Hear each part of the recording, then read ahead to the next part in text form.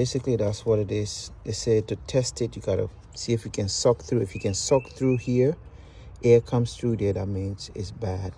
So I'm gonna try that.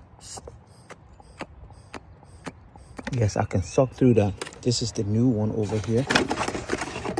So let me try that and see.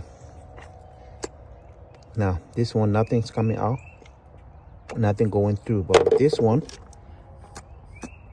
I'm able to suck through it. So this is bad. I'm gonna put on the new one and see what happens after we drive the car for a little bit. So it's just a matter of, pushing this clip there, pushing the clip here, squeezing this, squeezing in this one.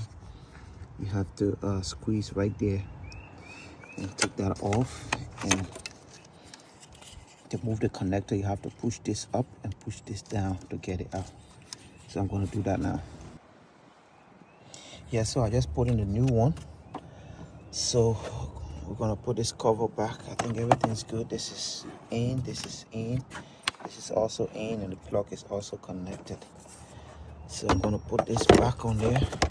Yes.